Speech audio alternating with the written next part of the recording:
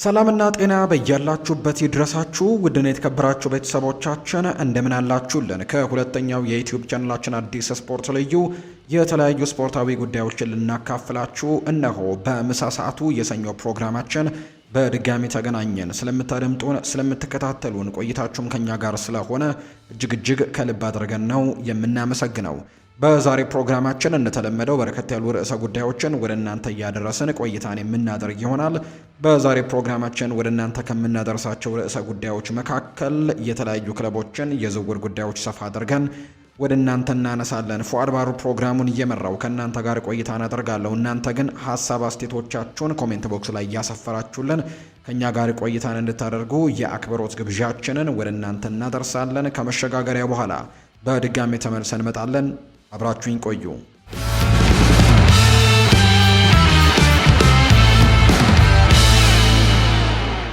የቀድሞ የማንቸስተር ዩናይትድ አጥቂም ዌይን ማርክ ሩኒ በሚኬል አርቴታ የሚመራው ቡድን ጨዋታዎችን እንዴት ማሸነፍ እንደሚቻል እንደሚያውቅ ቢያምንም አሁንም ግን በቡድን ውስጥ ሱፐርስታር አለመኖሩ የተወሰነ ጉዳት እንዳለባቸው ጭምር ነው የሚናገረው። አርሰናል በአሁኑ ወቅት የፕሪሚየር ሊጉን የደረጃ ሰንጠረዥ እየመራ ቢሆንም ባለፉት ጥቂት ጨዋታዎች ላይ ውጤቶችን ማጣቱን ተከትሎ ግን እድሉን አዳክሞታል ብሎ ያስባል ሩኒ። አሁን ላይ በሊጉ አናት ላይ ያለው የነጥብ ልዩነትም 5 ቢሆንም ማንቸስተር ሲቲ ግን አንድ ቀሪ ጨዋታ አለው። ሩኒ እንደሚለው ከሆነ አርሰናል ቀደም ሲል ዋንጫ ያሸነፉ ቡድኖች እንደነበሯቸው አይነት እንደ ዲዴ ድሮግባ፣ እንደ ሰርጂዮ አጉዌሮ እና ክሪስቲያኖ ሮናልዶ አይነት ተጽዕኖ ፈጣሪ ኮከብ ተጫዋች ይጎለባል ሲል ነው የተናገረው። ዌይን ሩኒ በአርሰናል ውስጥ ስላለው የኮከብ ተጫዋቾች እጥረት ሲናገር ኦቨርላፕ በሚለው ፕሮግራም ላይ ሲናገርም እንዲህ ነው ያለው። አርሰናል ሁሉንም ነገር በሱ ላይ መጣል የምትችልበት ግልጽ የሆነ ኮከብ ተጫዋች ወይም በዓለም ደረጃ ላይ የሚገኝ ተጫዋች የለውም። በዚህ ሀሳብ በትልቁ እስማማለሁ ሲል ነው ሩኒ የሚናገረው። ሆኖም ግን ባለፉት ጥቂት ዓመታት እንዳየነው ጨዋታዎችን እንዴት ማሸነፍ እንደሚችሉ ግን አውቀውበታል ብሏል። ከጥራት አንጻር አርሰናል ብዙ ጥራት አለው። ነገር ግን ያንን ደግሞ ለውጥ የሚያመጣ እንደ ክሪስቲያኖ ሮናልዶ፣ ዲዴ ድሮግባ ወይም ደግሞ ሰርጂዮ አጉዌሮ አይነት ሱፐርስታር ግን አላቸው ብዬ ግን አላስብም ሲል ይናገራል። ነገር ግን ጨዋታን እንዴት ማሸነፍ እንደሚችሉ ግን ጠንቅቀው ያውቃሉ። ይህንንም ባለፉት 3 ዓመታትም እያሳዩበትን አጋጣሚ ተመልክቻለሁ ነው ያለው። ሩኒ የጠቀሳቸው ተጫዋቾች ድሮግባ፣ አጉዌሮ እና ሮናልዶ ሁሉም የዓለም ደረጃ አጥቂዎች ሲሆኑ አርሰናል እንዲህ አይነት አጥቂ እንደሌለው ነው የሚናገረው። ሆኖም ግን በሌሎች ቦታዎች ላይ በዓለም ላይ ካሉ ምርጥ ተጫዋቾች መካከል አንዳንዶቹን ይዟል። እንደ ዴክላን ራይስ፣ ዊሊያም ሳሊባ፣ ጋብሪኤል ማጋሌሽ፣ ጁሪየን ቲምበር ያሉ ተጫዋቾች በማንኛውም የዓለም ክለብ ውስጥም ሊጫወቱ የሚችሉ በጣም ምርጥ የሚባሉ ተጫዋቾች ናቸው። ይህንንም በውድድር ዘመኑ ባሳዩት ብቃትና ወጥነት አረጋግጠዋል።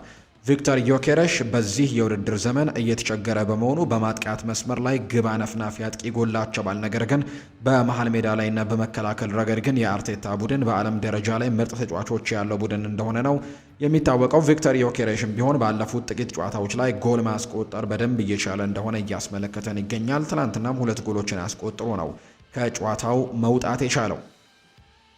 ባለፉት ሳምንታት ጥርጣሬ የነበረባቸው ወገኖች አሁን ላይ ግልጽ የሆነ ማስረጃን አግኝተዋል። አርሰናል እየተንገዳገረ ነው የሚል መረጃን ነው እየሰጡ የሚገኙት። ምናልባትም ዋንጫውን በገዛ እጁ እያባከነ ነው ሲሉ ይናገራሉ። ማንቸስተር ሲቲ ቀሪ ጨዋታውን የሚያሸንፍ ከሆነ የአርሰናልን መሪነት ወደ 2 ነጥብ ብቻ ዝቅ ያደርገዋል። አርሰናሎች ካለፉት 7 የሊግ ጨዋታዎች ማሸነፍ የቻሉት የትላንትናውን ጨምሮ 3 ጨዋታዎችን ነው። ትላንትና ያደረጉት መርሃ ግብር ላይ ግን በትልቁ ተመልሰው ወይም ደግሞ በጥሩ ብቃት ተመልሰው ተመልክተናቸዋል። በወልቭሱ ጨዋታ ላይ ግን በጣም ትልቅ ድክመት ታይቶባቸው እንደነበር የምናስታውሰው ነው። በተለይ በወልቭሱ ጨዋታ ደካማ የዝውውር ውጤታማነት የነበረው አይነት አስመስሎት ነበር። ምክንያቱም በክረምቱ አርሰናል እንደ ቪክተር ዮኬሬሽ እና ኤብሪቼ ኢዜ ያሉ ተጫዋቾችን በማስፈረም 10 ከ10 የሚሰጠው የዝውውር መስኮት ያሳለፈ ይመስል ነበር። ሆኖም ግን ቪክተር ዮኬሬሽ በፖርቱጋል ያሳየውን ብቃት በፕሪሚየር ሊግ መድገም አልቻለም። ከደረጃው በታች ሆኖም ነው የተገኘው። ኤዜም ቢሆን በአርቴታ ስር ካለው አዲስ ፍላጎት ጋር እስካሁን እንዳልተላመደ ነው በርካቶች የሚያነሱት። ነገር ግን በትላንትናው ጨዋታ ላይ ሁለቱም ተጫዋቾች በጣም ጥሩ ነገሮችን ሲያደርግ ተመልክተናል። ሌላኛው የአርቴታ ተጫዋቾች ሮቴሽን ማጣት ነው። አርቴታ ሰፊ ስብስብ ቢኖረውም የተጫዋቾቹን በአግባቡ እያፈራረቀ ግን የሚጠቀም አይነት አልሆነም። እንደ ዩሪየን ቲምበር እና ማርቲን ዙቢሚንዲ ያሉ ተጫዋቾችም በድካም እየተንገዳገዱ ነው የሚገኙት። አሰልጣኙ እንደ ቤን ዋይት እና ክሪስቲያን ኖርጋርድ ያሉ አስተማማኝ አማራጮች እንዳሉትም ለመጠቀም አለመፈለጉ ቡድኑን ለድካም አጋልጦታል የሚሉ አይነት ሀሳቦች ይነሳሉ። ሌላኛው የአርሰናል የመከላከል ጥንካሬ አሁን ላይ ምናልባት ጥያቄዎች እየተነሱበት ነው። በመጀመሪያዎቹ 10 የሊግ ጨዋታዎች ላይ የተቆጠረባቸው 3 ግብ ብቻ ነበር። ካለፉት 17 ጨዋታዎች ግን የተቆጠረባቸው 18 ግቦች ናቸውና በመጀመሪያዎቹ 10 ጨዋታዎች ላይ 7 የነበረው ግብ ሳይቆጠሩ የመውጣት ወይም ክሊንሺት ያስመዘገቡበት ጨዋታ ብዛት 7 ነበር። ነገር ግን በሚቀጥሉት 17 ጨዋታዎች የተመዘገበው 6 ብቻ ነውና ይህ አስገራሚ እንዳደረገው ጭምር ነው ቁጥሮቹ የሚያሳዩትና ብዙ ነገሮች እንዳሉ መረጃዎች ይጠቁማሉ። የዝውውር ዜና አዋቂው ፋብሪዚዮ ሮማኖ ስለ ጀርመናዊው አማካይ ሊዮን ጎሬትስካ የወደፊት ቆይታ አንዳንድ አዳዲስ መረጃዎችን ይፋ አድርጓል። የባየር ሚኒኩ ኮከብ ለቆ ወደ ፕሪምየር ሊግ በተለይም ወደ ማንቸስተር ዩናይትድ፣ አርሰናል ወይም ቶተንሃም ሊያመራ እንደሚችል ስሙ ሲነሳ ቆይቷል። ጎሬትስካ በውድድር ዘመኑ ሲያበቃም ነፃ ተጫዋች ወይም ፍሪ ኤጀንት የሚሆን በመሆኑ ለአዲስ ፈተና ወደ ሌላ ሊግ የማምራቱ ዕድልም ሰፊ ነው። የ31 ዓመቱ አማካይ በባየር ሚኒክ በርካታ ዋንጫዎችን ያሸነፈ ሲሆን ከፍተኛ ልምድና ጥንካሬም ወደሚቀላቀለው ቡድን ይዞ እንደሚመጣ ነው የሚታመነው። ፋብሪዚዮ ሮማኖ ስለ ሊዮን ጎሬትስካ የወደፊት እጣ ፈንታ በሰጠው ማብራሪያ ላይም በጥር የዝውውር መስኮት ላይ እንዲሁም በተመለከተ ፋብሪዚዮ ሮማኖ ሲናገር ጎሬትስካ ባየር ሚኒክን በነፃ ዝውውር ይለቃል። በክረምቱ ከሚገኙ ምርጥ ነፃ ተጫዋቾችም አንዱ በመሆኑ ብዙ ወሬዎችም እንደሚኖሩ እርግጠኛ ነኝ ብሏል። በባየር ሚኒክም እንደሚቆይ በይፋ ታውቋል። በጣሊያን እንደ ናፖሊና ኤሲ ሚላን ያሉ ክለቦችም ፍላጎት አላቸው። በጀርመንም የሚፈልጉት ቢኖሩም የእሱ ምርጫ ግን ወደ ውጭ ሀገር ወጥቶ አዲስ ነገርን መሞከር ነው። ፋብሪዚዮ ሮማኖ አክሎም ከፕሪምየር ሊጉ ጋር ያለው ግንኙነት እንዲህ ሲል ነው ያብራራው። በጥር ወር ወሬዎች ቢኖሩም ሊዮን ጎሬትስካ ከማንቸስተር ዩናይትድ ጋር እስካሁን ምንም የተስማማበት ነገር እንደሌለ ዋስትና መስጠት እችላለሁ ብሏል። አስቀድሞ የተፈረመ ወይም የተደረሰ ስምምነት የለም። በጥር ወር አትሌቲኮ ማድሪድ እና ቶትንሃም ሙከራ አድርገው ነበረ። በክረምቱ ምን እንደሚፈጠር እንመለከታለን ያለው ማንቸስተር ዩናይትድ እንደ ሊዮን ጎሬትስካ ያለ ልምድ ያለው ተጫዋች ያስፈልገዋል። ዩናይትድ የውድድር ዘመኑ ሲያበቃም ካሴሜሮ ሊለቅ ስለሚችል ጎሬትስካን እንደ አማራጭም ሊወስደው ነው የሚችለው። ምንም እንኳን እንደ ቀድሞ ባይሆንም ልምዱ ግን እንደ ኮቢ ማይኖ ላሉ ወጣት ተጫዋቾች ትልቅ እገዛን ያደርጋል። ከዚያም በላይ ደግሞ በቡድን ውስጥ የማሸነፍ ስነ ልቦናንም ለመገንባት የተመቸ ዝውውር ሊሆን እንደሚችል በርካቶች ሀሳቦቻቸውን እየሰጡ ይገኛሉ። ቶተንሃም የዩናይትድ ስቴትስ ኦፍ አሜሪካ ብሔራዊ ቡድን አሰልጣኝ የሆነውን ማውሪዚዮ ፖቼቲኖ ለሁለተኛ ጊዜ ለመቅጠር ቅድመ ውይይቶችን እያደረገ መሆኑ ይፋ ተደርጓል። አርጀንቲናዊው አሰልጣኝ ከ2014 እስከ 2019 በሰሜን ለንደን ክለብ በነበረው ቆይታ በስፐርስ ደጋፊዎች ዘንድ እስካሁን ተወዳጅ ነው። በክረምቱ ከ2026 ዓለም ዋንጫ በኋላም ለዝውውር ዝግጁ ሊሆን ይችላል። ፖቼቲኖ በቶተንሃም የነበረው የ5 ዓመታት ቆይታም 73.72 የሚያስደንቅም እንዲሁ የማሸነፍ መቶኛ ያጠናቀቀ ሲሆን ክለቡን በቻምፒየንስ ሊግም ተሳታፊ አድርጎት ነበር። በአሁኑ ወቅት ስፐርስ በደረጃ ሰንጠረዡ ግርጌ ላይ እየተቸገረ በሚገኝበት ወቅትም ፖቼቲኖን መመለስ ውጤታዊ አጨዋወቱንና በክለብ ውስጥም ያለውን አጠቃላይ ስሜት ለማሻሻልም ምርጡ እርምጃ ሊሆን እንደሚችል የታመነው ኢጎር ቱዶር እስከ ውድድር ዘመኑ መጨረሻ ድረስም በጊዜያዊ አሰልጣኝነት ቢመጣም ስራውን በቋሚነት ግን ያገኘዋል ብሎ ማሰቡ ከባድ ነው። የቀድሞው የኤቨርተን ዋና ስራ አስፈጻሚ ኪት ዋይንስ ለፉትቦል ኢንሳይደር እንደተናገሩት ስለ ፖቼቲኖ መመለስ ንግግሮችን አስቀድሞ መጀመራቸው ነው መገመት የሚቻለው። ዋይነስ ሲናገር ኢጎር ቱዶር ለአጭር ጊዜ መጣ ይመስለኛል። ይህም የሚያሳየው ከአሜሪካ ከዓለም ዋንጫ ከወጣች በኋላ ፖቼቲኖ መመለስም እንደሚፈልጉ ነው። እነዚያ ንግግሮችም አሁን ላይ እየተካሄዱ መሆናቸው እርግጠኛ ነኝ ብለዋል። አክለው ይሄ ውሳኔ ለስፐርስ ውስጥ ያለውን መረበሽም ያረጋጋባል። የክለቡ ባለቤቶችም እንደ ፖቼቲኖ ያለ የተረጋጋጠ ውጤት ያለውን ሰውም እንዲደግፉ እድል ይሰጣቸዋል ብለዋል። ጊዜያዊ አሰልጣኙ ኢጎር ቱዶር በዚህ ሳምንት መጨረሻም ከተቀናቃኙ አርሰናል ጋር ትላንትና ባደረገው ጨዋታ በአሸናፊነት ለመጀመር ተስፋ አድርጎ ነበር። ነገር ግን ሳይሳካለት ቀርቷል። አርሰናል ብዙውን ጊዜ ለዚህ ጨዋታ ቅድሚያ ግምት የሚሰጠው ቢሆንም ስፐርስ ግን አርሰናል ካለበት ደካማ ወቅታዊ አቋም አንጻር ግን ምናልባት ሊገዳደረው ይችላል የሚሉ በርከት ያሉ ሀሳቦች ነበሩ። ነገር ግን አርሰናል ባለፉት ጨዋታዎች ላይ እንደነበሩ አይነት ሳይሆን ትናንትና እጅግ ተለይቶ ድንቅ ፐርፎርማንስን አሳይቶ ነው ጨዋታውን አሸንፎ እንደወጣ የተመለከትንበት አጋጣሚም የተፈጠረው። ማንቸስተር ዩናይትድ የጄደን ሳንቾን ምዕራፍ ለመዝጋት የወሰነ ይመስላል። ዘሰን እንደዘገበው ከሆነ ክለቡ የዊንገሩን የውሰት ውልም ሲያበቃ በነፃ ዝውውር ወይም በፍሪ ትራንስፈር እንዲለቅም ለመፍቀድ ተዘጋጅቷል። በኦልትራፎርድ ለበርካታ የውድድር ዘመናት በጥርጣሬ ውስጥ ከቆየ በኋላ በተለያዩ ክለቦች ውስጥም በውሰት ካሳለፈ በኋላ የዩናይትድ አመራሮች ለ25 ዓመቱ ተጫዋችም አዲስ ውል ለማቅረብ መወሰናቸው ተዘግቧል። ዩናይትድ ያጋጠመውን ኪሳራ አምኖ ለመቀበል የተገደደ ሲሆን ሳንቾ ከቦሩሲያ ዶርትመንድ በከፍተኛ ገንዘብ ከመጣ በኋላም በጠበቀው ልክ ውጤታማ መሆን ባለመቻሉ በክረምቱ ውሉ ሲያበቃ እንዲሄድ ይደረጋል ነው የተባለው። ማንቸስተር ዩናይትድ ሳንቾን በ2021 ከቦሩሲያ ዶርትመንድ በ85 ሚሊዮን ዩሮ ያስፈረመው ሲሆን በሳምንት 300,000 ፓውንድ አካባቢም የሚከፍለው የ5 ዓመታት ውል ሰጥቶት ነበር። በወቅቱ ዝውውሩ በአውሮፓ ውስጥ ካሉ ምርጥ ወጣት ተጫዋቾች አንዱን በማግኘታቸው ትልቅ ተስፋም ተጥሎበት ነበር። ሆኖም ግን በኦልትራፎርድ የነበረው ቆይታ በብቃት አለመረጋጋት፣ በአሰልጣኞች መቀየርና ከሜዳ ውጪ ባሉ አለመግባባቶች የታጀበ ነበር። ወደ ዶርትሙንድ ከዚያም ወደ ቸልሲና አስተን ቪላ ያደረጋቸው የውሰት ጉዞዎችም የቀድሞ ብቃቱን እንዲያገኝም እድል ቢሰጡትም የሚፈልገውን አይነት ቋሚ ብቃትን ግን ማሳየት እንዳልቻለ ነው መረጃዎች እየወጡ የሚገኙት። በዚህ የውድድር ዘመን በአስተን ቪላ በ25 ጨዋታዎች ያስቆጠረው አንድ ግብ ብቻ ሲሆን በቡንደስሊጋው ይታወቅበት የነበረው ፈጣንና ውጤታማ ጨዋታን መድገም ተስኖታል። ከዩናይትድ አንጻር ምንም አይነት ግልጽ ሚና ለሌለው ተጫዋችም በየሳምንቱ እንዲህ አይነት ዝውውር ደሞዝን መክፈል ዘላቂነት የሌለው ነገር ሆኗል። ክለቡ ተጫዋቹን መልሶ ለመሸጥም እንዲሁ በማለምም ውሉን ከማራዘም ይልቅ አሁን ላይ ሙሉ በሙሉ መለየቱ የተሻለ መፍትሄ እንደሆነ አምኖ ተቀብሎታል። በአሁኑ ወቅት ክለቡ በወጣትና ንቁ ተጫዋቾች ላይ ትኩረት አድርጎ ስብስቡን በድጋሚ እየገነባ ሲሆን ሳንቾ ከደሞዝ መዝገብ ላይ ማስወገድ ለሌሎች አዳዲስ ዝውውሮችም በገንዘብ ረገድም አቅም ይፈጥርላቸዋል። እሱን በነፃ እንዲለቅ መፍቀድ ይህ ውድ የሆነ ሙከራ ማብቂያው ማግኘቱንም የሚያሳይ ምልክት እንደሆነ ጭምር ነው መረጃዎች እየወጡም የሚገኙት።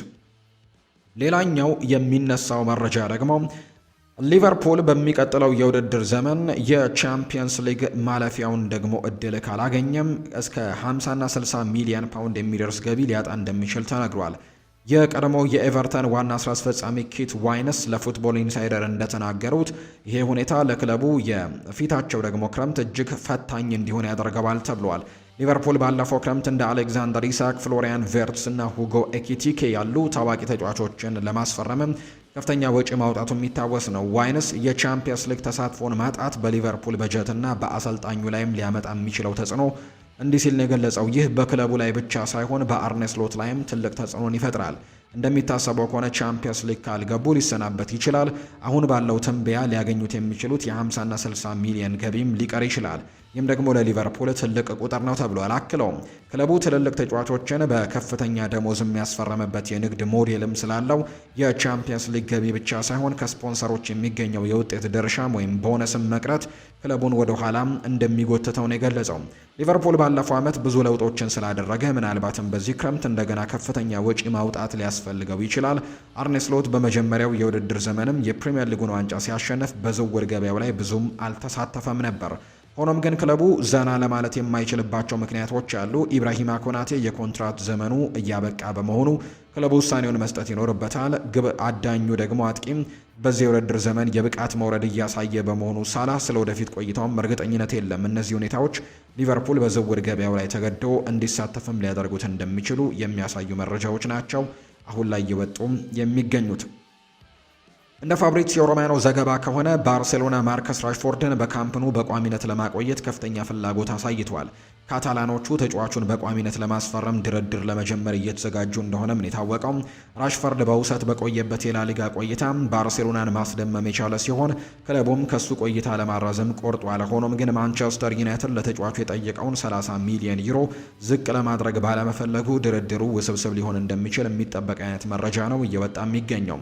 ባርሴሎና ራሽፎርድን በማጥቃት መስመሩ ላይ ጥልቅና ፍጥነትን ሊጨምር የሚችል ተጫዋች አድርጎ ይመለከተዋል። እንግሊዛዊ በኢንተርናሽናል በግራ መስመርም ሆነ በአጥቂ ስፍራ ላይ በመጫወትም ከባርሴሎና የአጨዋወት ዘይቤ ጋርም በፍጥነት መላመዱን ጭምር ነው በትልቁ እየተመለከትን የምንገኘው። የራሽፎርድ በዚህ የውድድር ዘመን በባርሴሎና ያለውን ስታቲስቲክስ ስንመለከት 10 ግቦችን አስቆጥሯል። 13 ደግሞ ለግብ የሆኑ ኳሶችን ማቀበል የቻለ አይነት ተጫዋች እንደሆነ ጭምር ነው እየተመለከትን የምንገኘውና እንደዚህ አይነት ምርጥ የሚባሉ ብቃቶችን እያሳየ እንደሚገኝ አሁን ላይ እያስመለከተ ነው የሚገኘው። የባርሴሎና ባለስልጣናት አስቀድመው የተቀመጠውን የ30 ሚሊዮን ዩሮ የግዢ አማራጭም ላይ ድርድር በማድረግም ዋጋውን ለማስቀነስ የክለቡ የፋይናንስ ስትራቴጂ ጥንቃቄ የተሞላበት በመሆኑ በዝውውር ሂሳቡም ሆነ በደሞዙ ላይ ስምምነት ላይ ለመድረስም ይኖርባቸዋል። ማንቸስተር ዩናይትድ በበኩሉ ከ30 ሚሊዮኑ ዋጋ ላይም አንዲትም ሳንቲም ለመቀነስ ፈቃደኛ አይደሉም። የኦልትራፎርድ አመራሮች ባርሴሎና ተጫዋቹን በቋሚነት መያዝ ከፈለገ ሙሉን ክፍያ መክፈል እንዳለበትም ነው ያሳሰቡት።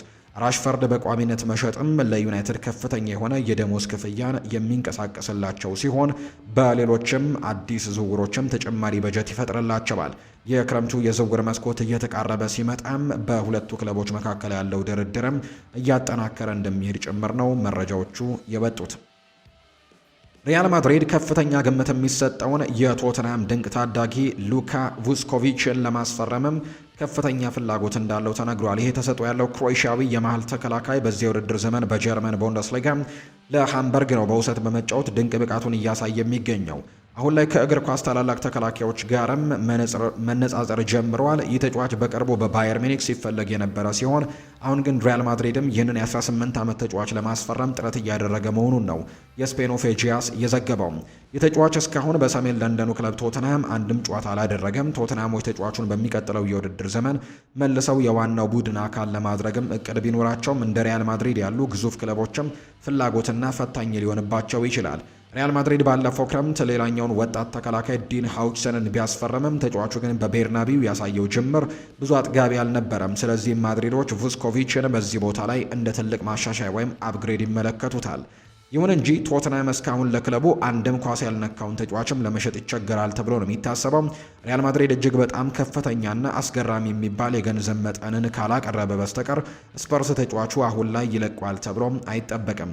የገበያ ዋጋ በሂደት የበለጠ እንደሚጨምር ስለሚታመን ቶትንሃም ለተወሰነ ጊዜ ማቆየቱ የንግድም የቴክኒክም ጥቅም ይኖረዋል ተብሎ ነው የሚጠበቀው።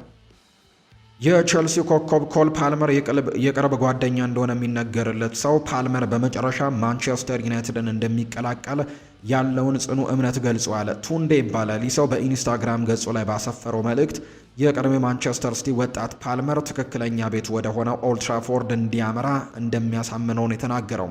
ቱንዴ ሲናገርም አንድ ቀን ኮል ፓልመር ወደሚገባው ቤት ወደ ዩናይትድ እንዲሄድ አደርገዋለሁ። የሚወደው ቡድንም የትኛው እንደሆነ ሂዱና ጠይቁት ሲልም ጭምር ነው የሚናገረው። ይህ አስተያየት የቼልሲ ደጋፊዎችን እንደማያስደስት ግልጽ ነው። ኮል ፓልመር በለንደን ሕይወት ደስተኛ እንደሆነና ወደ ሰሜን እንግሊዝ ማንቸስተር ለመመለስ ናፍቆት ወይም ደግሞ እንዳለበት የሚነገሩ ወሬዎች በስፋት እየተናፈሱ ነው።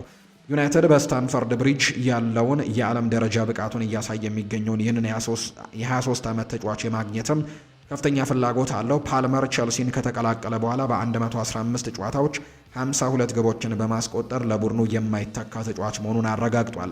ቸልሲም ቢሆን እንደዚህ አይነት ተጫዋችን በቀላሉ ይለቃል ተብሎ በጭራሽ አይጠበቅም። ይሁን እንጂ ዘሰን ኮል ፓልመር ወደ ማንቸስተር ለመመለስ ሊፈተን እንደሚችል ነው ቀደም ሲል የዘገበው። ፌጂያስ ደግሞ ማንቸስተር ዩናይትድ ፓልመርን ለማስፈረም እጅግ ፈታኝ ከፍተኛ ገንዘብም መድቦ ሊሆን እንደሚችል ይገልጻል። የቼልሲው አሰልጣኝ ሊያም ሮስኒየር ከጥቂት ሳምንታት በፊት ስለ ጉዳዩ ተጠይቀው ፓልመር በክለቡ ደስተኛ መሆኑን ተናግረው ነበር። ከኮል ጋር ተነጋግሬ ያለው እዚህ በመቆየቱ በጣም ደስተኛ ነው።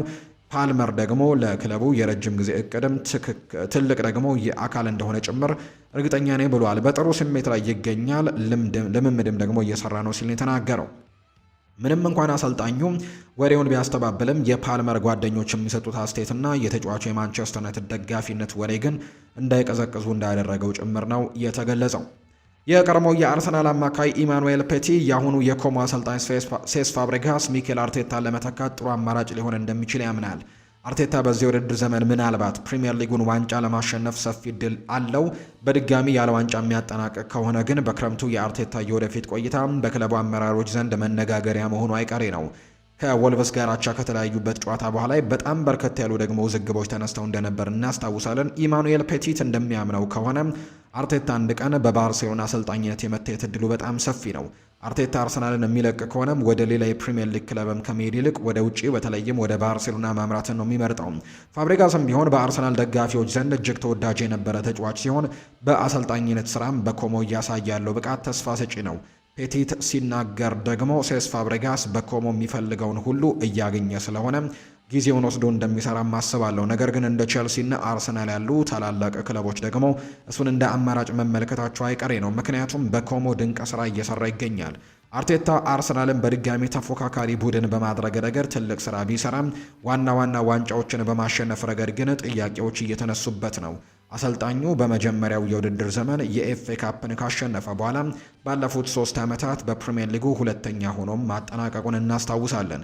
ምንም እንኳን አርቴታ ምስጋና ቢገባውም ለአራተኛ ተከታታይ ዓመት ዋንጫውን ለሲቲ አሳልፎ የሚሰጥ ከሆነ የክለቡ የወደፊት እጣ ፈንታ ምን ሊሆን እንደሚችል ግን መታሰብ ያለበት ጉዳይ ሆኗል። አርቴታ በከፍተኛ ሁኔታ ይነሳል። ፋብሪጋስም ገና በቂ አሰልጣኝነት ልምድ ባይኖረውም አርሰናል ውጤቱን ማስተካከል ካልቻለ ግን ለውጥ ሊመጣ እንደሚችል ነው የተገመተው። ማንቸስተር ዩናይትድ የኒውካስል ዩናይትዱን የክንፍ መስመር ተጫዋች የሆነውን አንቶኒ ጎርደንን ማስፈረም በሚቻልበት ሁኔታ ላይ የውስጥ ውይይቶችን አድርጓል። ቤን ጃኮብስ ለዩናይትድ ስታንድ እንደተናገረው ከሆነ የማንቸስተር ዩናይትድ አመራሮች በክረምቱ የዝውውር መስኮት ሊገኝ የሚችለውን ጎርደንን ለማስፈረም ያለውን እድል ተመልክተውታል። ኒውካስል በሚቀጥለው የውድድር ዘመን ለቻምፒየንስ ሊግ ማለፍ ካልቻለ በገንዘብ ረገድ ራሱን ለማጠናከር ሲል አንዱን ዋነኛ ኮከቡን ለመሸጥ ሊገደድ እንደሚችል ነው ቤን ጃኮብስ የሚናገረው። አንቶኒ ጎርደን በማንቸስተር ዩናይትድ እና በሊቨርፑል አይን ውስጥ ገብቷል። ጎርደን በዝውውር ገበያው ላይ የሚቀርብ ከሆነ ዩናይትድ ብቸኛው ፈላጊ አይሆንም። ይህ እንግሊዛዊ ኢንተርናሽናል በሊቨርፑል፣ ማንቸስተር ሲቲ እና አርሰናልም በጥብቅ እየተፈለገ ነው። ኒውካስል እስከ 95 ሚሊዮን ፓውንድ ሊጠይቅ እንደሚችል ነው የሚታመነው። ኒውካስል ባለፈው ክረምትም አሌክዛንደር ኢሳክን በብሪቴን የዝውውር ክብረ ወሰንም ሊቨርፑልን በመሸጥ ተጫዋቹን በቀላሉ እንደማይለቅም አሳይቷል። ማንቸስተር ዩናይትድ በዚህ የውድድር ዘመን መሻሻሎችን ቢያሳይም አሁንም ግን በማጥቃት መስመሩ ላይ ተጨማሪ ጥልቀት ያስፈልጋቸዋል። አንቶኒ ጎርደን እንደ ማቲያስ ኩኛ ካሉ ተጫዋቾች በተለየ መልኩ ተፈጥሯዊ የክንፍ ተጫዋች በመሆኑ ለቡድኑ የተሻለ አማራጭም ሊሆን እንደሚችል በርካቶች እየገመቱ ነው የሚገኙት። በሌላ በኩል ሊቨርፑልም ቢሆን በመሐመድ ሳላህ የዕድሜ እየገፋ መምጣቱ እና ደግሞ በብቃቱ ላይ መዋዠቅ በመታየቱ አንቶኒ ጎርደንን እንደ ተተኪነት ሊያስቡት እንደሚችሉ የሚያሳዩ ሀሳቦች እየወጡ ነው። ስለዚህም በሚቀጥለው የዝውውር መስኮት የኒውካስል ዩናይትዱ ተጫዋች የሆነው አንቶኒ ጎርደን በትልቁ በበርካታ ክለቦች ትኩረት ውስጥ ሊገባ እንደሚችል ነው የተገመተው። እንደ ቢልድ ዘገባ ከሆነ የሊዮን ጎሬትስካ የወደፊት እጣ ፈንታም ከፍተኛ ትኩረትን እየሳበ ይገኛል። የባየር ሚኒኳ አማካይ ለአርሰናል ቅድሚያ መስጠቱ እየተነገረ ነው። ይህ ደግሞ ጀርመናዊ ኢንተርናሽናል በአሊያንዝ አሬና ያለው ኮንትራትም የመጨረሻ ወራት ላይ የሚገኝ ሲሆን በሰኔ ወር ላይ ምንም አይነት የዝውውር ክፍያን ወይም በነፃ የሚገኝ መሆኑ ለመላው የአውሮፓ ያሉ ክለቦችም አይን እንዲጥሉበት አድርጓል። በርካታ ክለቦች ጥያቄ ቢያቀርቡም ሊዮን ጎሬትስካ ቀጣዩን የሙያ ምዕራፍ ለማሳለፍ ከመረጣቸው ክለቦች መካከል አርሰናል በዝውውሩ አናት ላይ እንደሚገኝ ነው የሚታመነው። አርሰናል በመሃል ሜዳው ላይ ለሚያደርገው ሽግግርም አካል አድርጎ ይህንን የ31 ዓመት ተጫዋች ለማስፈረምም እድሉን እያጠና መሆኑ ተረድቷል። በሚኬል አርቴታ የሚመራው ቡድንም የአመራር ብቃትና የታክቲክ ጥራትም ሊጨምሩ የሚችሉ ልምድ ያላቸው ተጫዋቾችን ይፈልጋል። በተለይም የሀገር ውስጥና የአውሮፓ ውድድሮች ጥንካሬ እየጨመረ በመጣበት በዚህ ሰዓትም የሊዮን ጎሬትስካ ጨዋታም ለዚህ ፍላጎት ተስማሚ ነው። ጠንካራ የቦክስ ቱ ቦክስ አማካይ በመሆኑ የመከላከል ዲሲፕሊን ከተቃራኒ ቡድን የግብ ክልል ውስጥም በመግባት ግብ ከማስቆጠር ብቃት ጋርም ያጣምራል። በከፍተኛ ውጥረት ጨዋታዎች ላይ ያለው ልምድም ቻምፒየንስ ሊግ ድልን ጨምሮ ማለት ነው ለአርሰናል ወጣት ስብስብም ጠቃሚ ብስለትን ይጨምራል። ሆኖም ግን የተጫዋቹ ፈላጊዎች ብዙ ናቸው። ባየር ሌቨርኩዘን የተጫዋቹ ወኪሎችን ማነጋገራቸው የተዘገበ ሲሆን እሱን በመሃል ሜዳቸው ላይ እንደ ተጨማሪ ጥንካሬም ይመለከቱታል።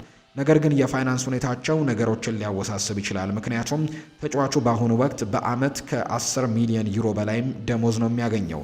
ከዛ በተጨማሪ ግን አትሌቲኮ ማድሪድ እና ኤሲ ሚላንም ሁኔታውን በንቃት እየተከታተሉ ይገኛሉ። ዝውውሩ ምንም አይነት ለክለብ ክፍያ ባይኖረውም የሚጠየቀው ከፍተኛ ደሞዝና ፊርማ ቦነስ ግን በውይይቱ ላይ ዋነኛ ሚና ሊኖራቸው እንደሚችል የሚያሳዩ ግምቶች ናቸው በትልቁ እየወጡ እንደሚገኙ ዘገባዎቹ የጠቆሙት። ውድን የተከበራችሁ ቤተሰቦቻችን ለዛሬ ያዝንላችሁ አዳዲስ ስፖርታዊ ጉዳዮቻችን እነዚህን ነው የሚመስሉት። ስላደመጣችሁን፣ ስለተከታተላችሁን ቆይታችሁም ከኛ ጋር ስለነበር እጅግ ከልብ አድርገን እናመሰግናለን። ፏድ ባሩ የዛሬውን ፕሮግራም እየመራው ከእናንተ ጋር ቆይታን አድርግ ያለው። በቀጣይ ፕሮግራሞቻችን ሌሎች ስፖርታዊ ጉዳዮችን፣ ሌሎች አዳዲስ መረጃዎችን አካተን በስፋት የምንገናኝ ነው የሚሆነው። ለዛሬ ግን ላደመጣችሁኝ በሙሉ ከልብ አድርጌ ምስጋኔን ለእናንተ ማቅረብ እወዳለሁ። በቀጣይ ፕሮግራሞቻችን እንገናኛለን። መልካም ጊዜ እንዲሆንላችሁም በአክብሮት ተመኘው።